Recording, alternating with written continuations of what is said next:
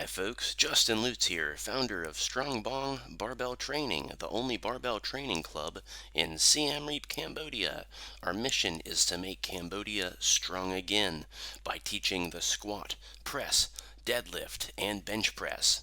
Thanks for training at Bong, where physical strength is the most important thing in life. It's time for video 4, the deadlift.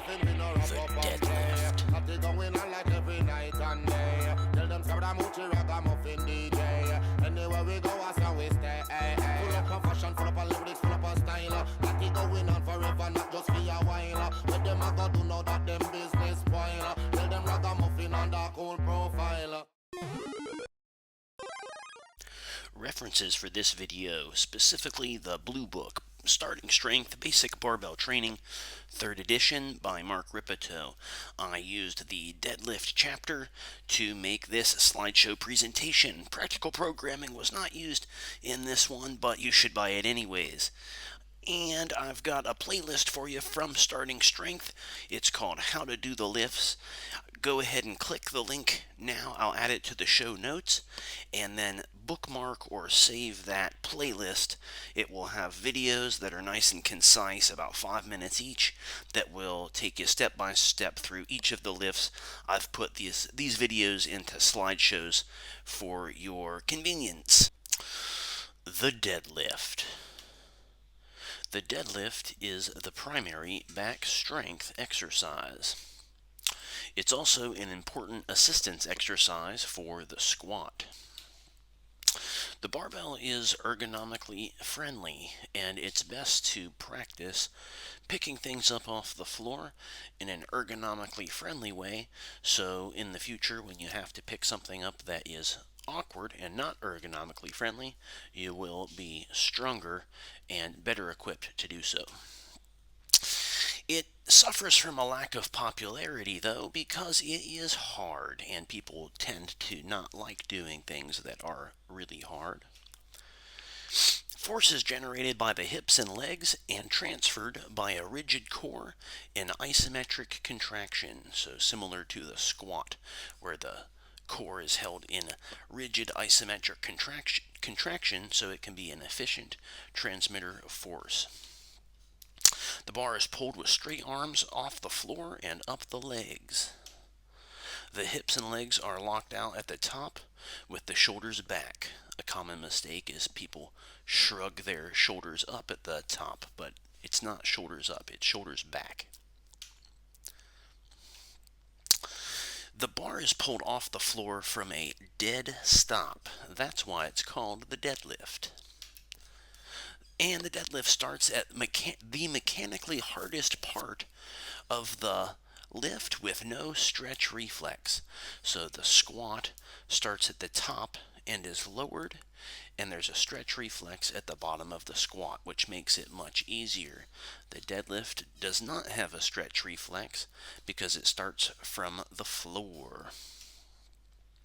The deadlift trains the mind to do things that are hard, and that can build character. The horizontal back angle loads the back. Remember, back angles in barbell training can be either more horizontal or vertical.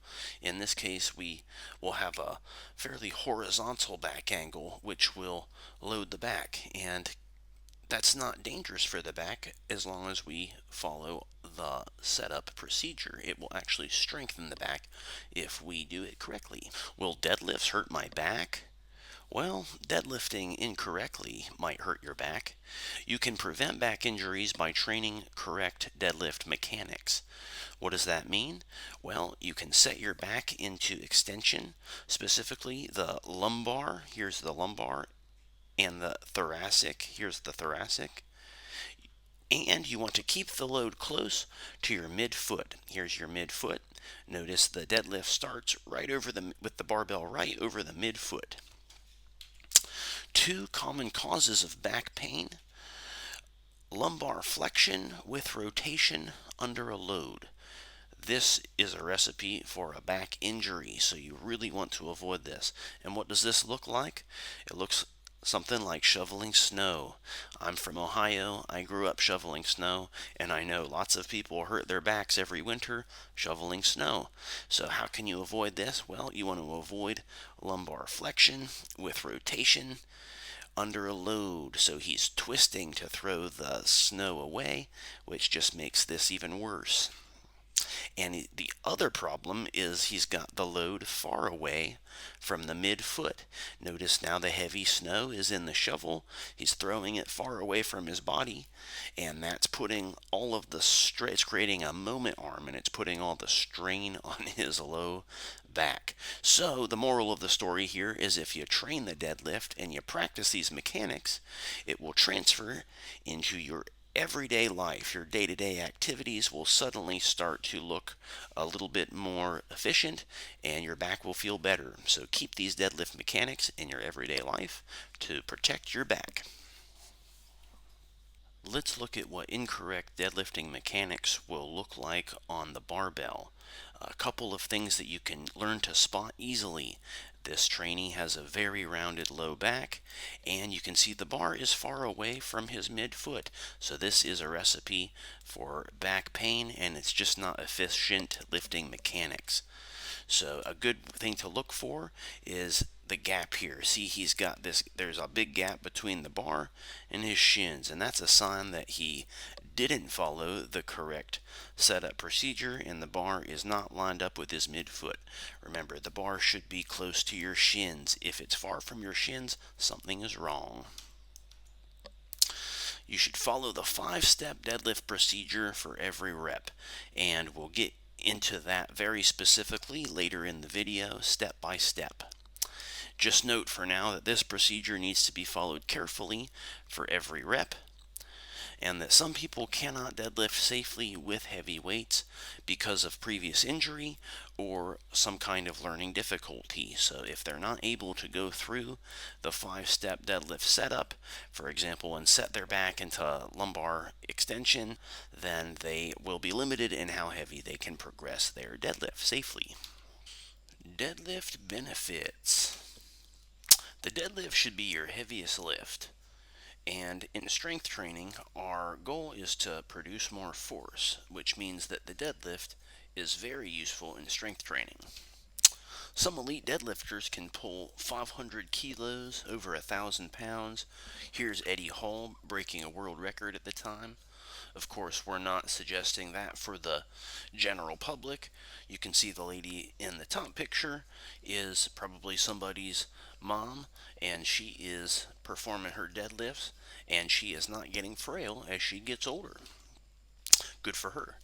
The deadlift teaches pulling mechanics for the clean and the snatch. So if you want to train Olympic weightlifting, the deadlift automatically improves your Olympic lifts. And if your deadlift is currently anywhere from 0, meaning you're not doing deadlifts, to let's say 200 pounds, you have probably still have a lot of potential ahead of you. So I would look at that as good news, because that means you have low-hanging fruit.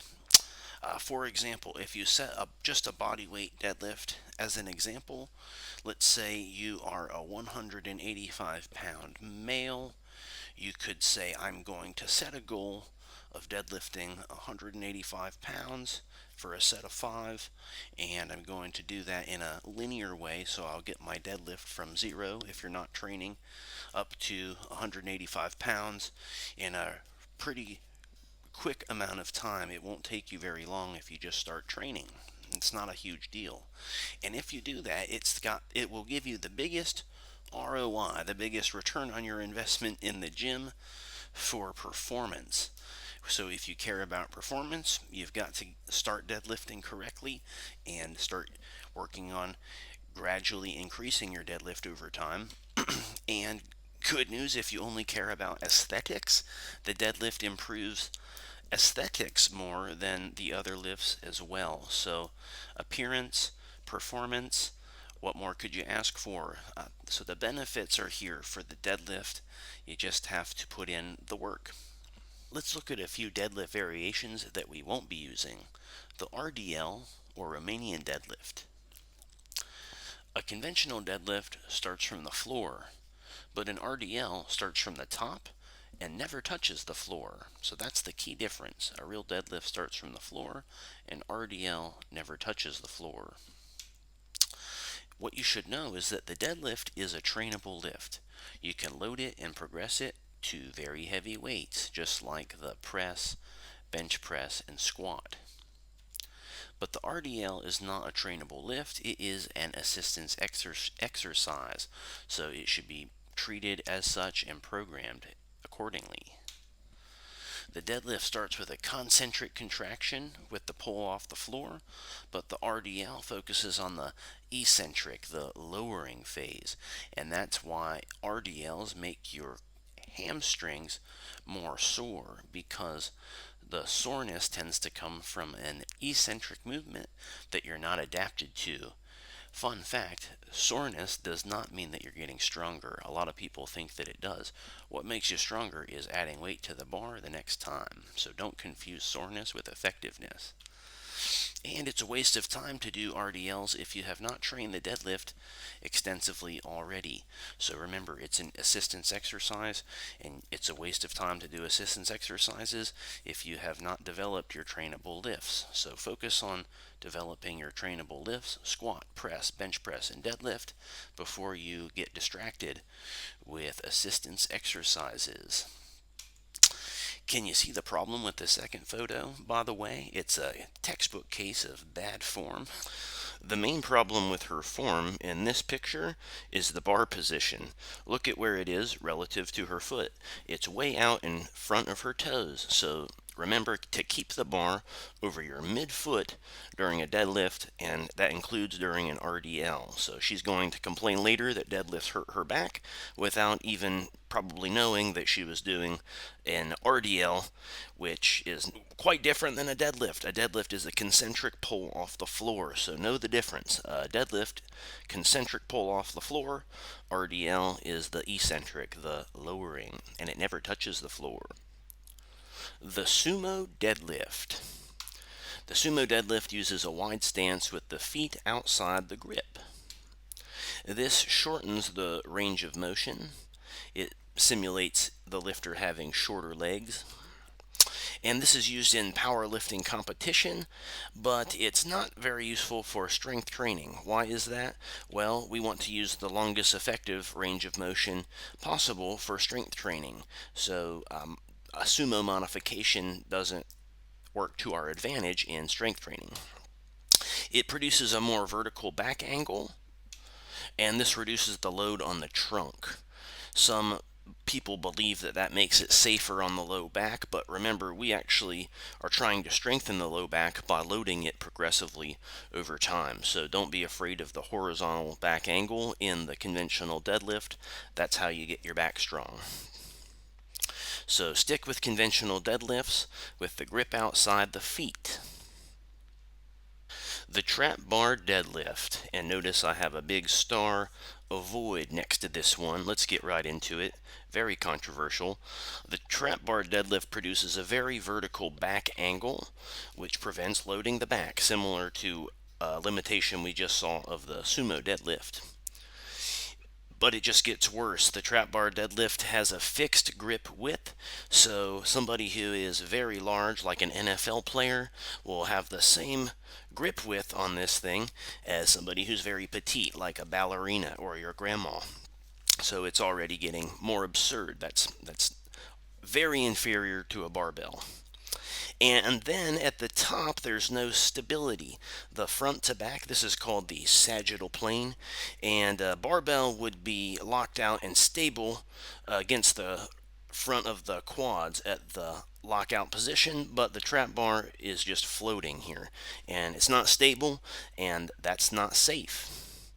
Support the troops, support real deadlifts.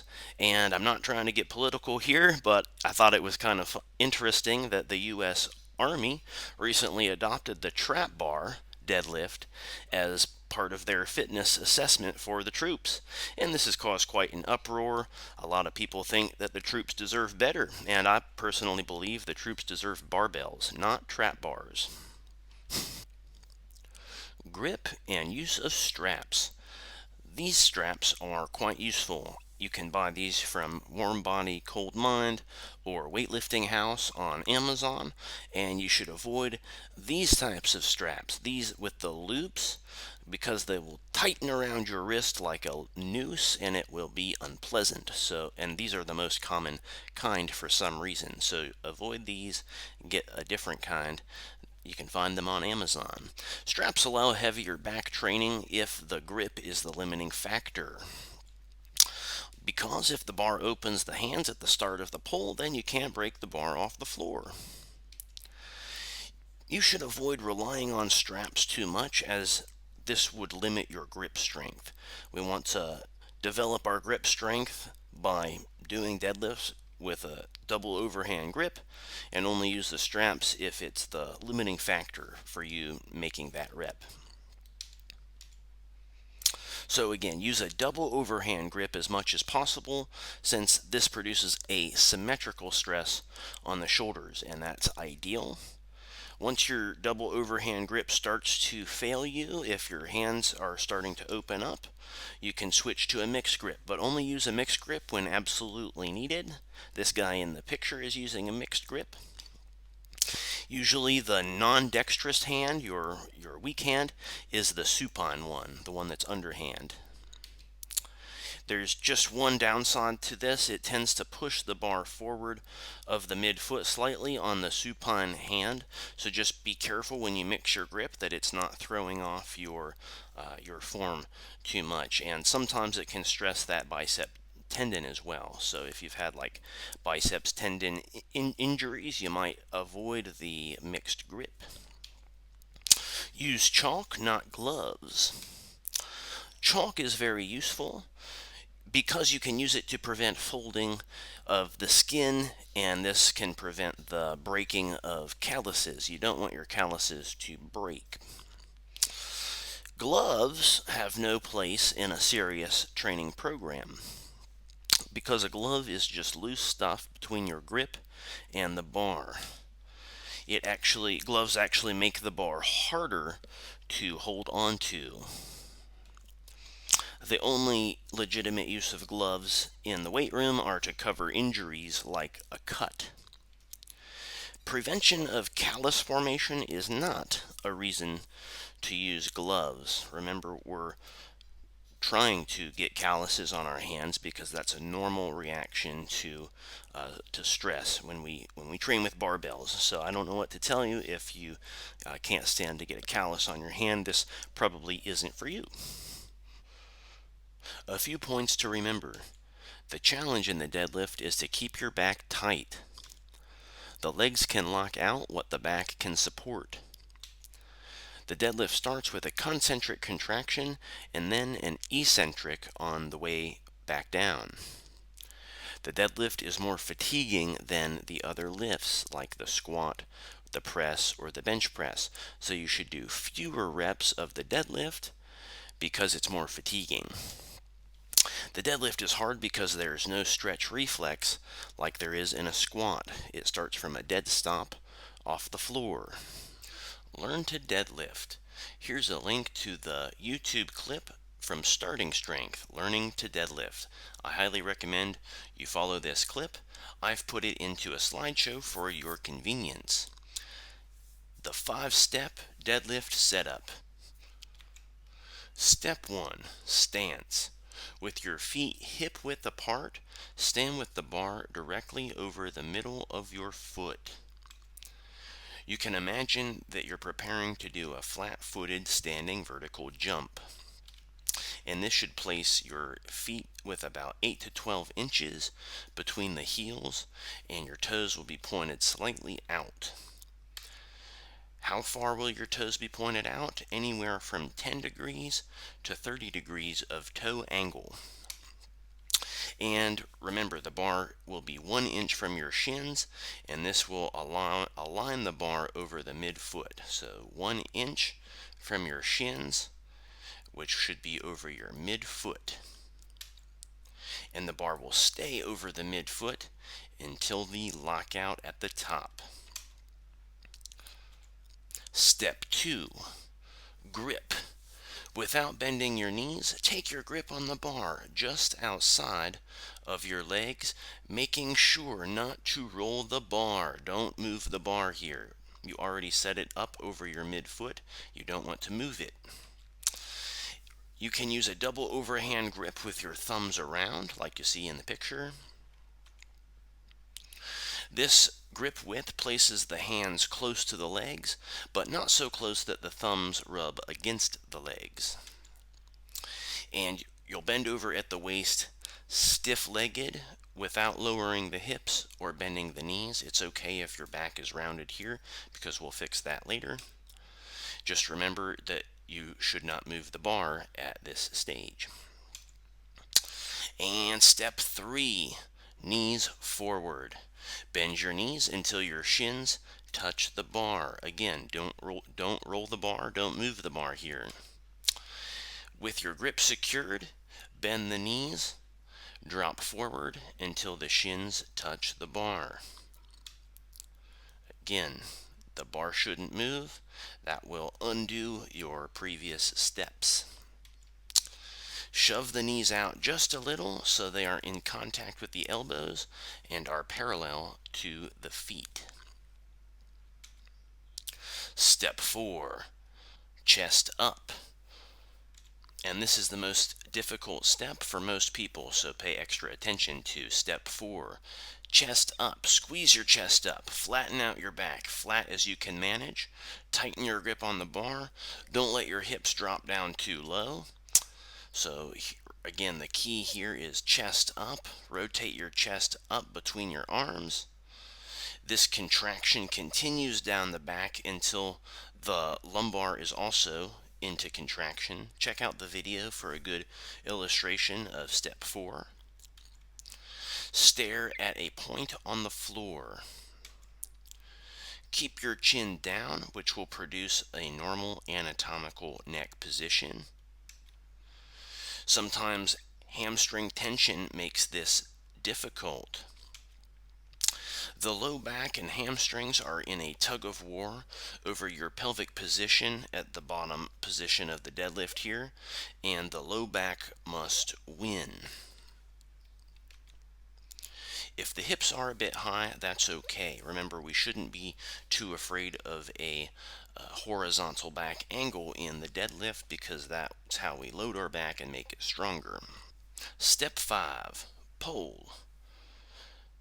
With a big held breath, drag the bar up your legs. Remember to take a big breath and hold it before you start the lift, because air is support for the back, so that held breath is supporting your back during the deadlift. Drag the bar up the legs to the lockout at the top. The bar path should be a straight vertical line over the midfoot. And at the finish, the knees and hips will be in extension, the gaze slightly down. Chest up. The spine is in a normal anatomical position with the shoulders back. So don't shrug your shoulders up, shoulders back at the top lockout position. And now that you know the 5-step deadlift setup, you're ready to work up to your first set of 5 deadlifts.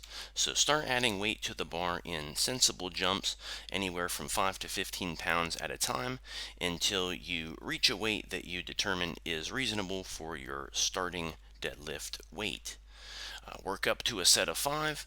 Once you determine this working weight, be careful not to overdo it, especially if it's your first session. You need to be focusing on keeping your back position, lumbar and thoracic extension, and keeping the bar close to your legs.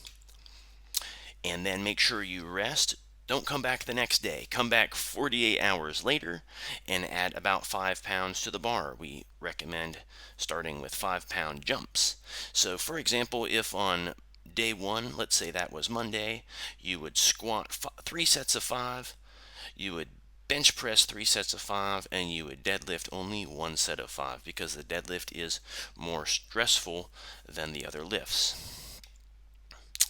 If you're ready to start training, watch this video. It's called The Novice Linear Progression, Your First 30 Days from Starting Strength. Thanks for tuning into this video from Strong Bong Barbell Training. Remember that physical strength is the most important thing in life. See you next time.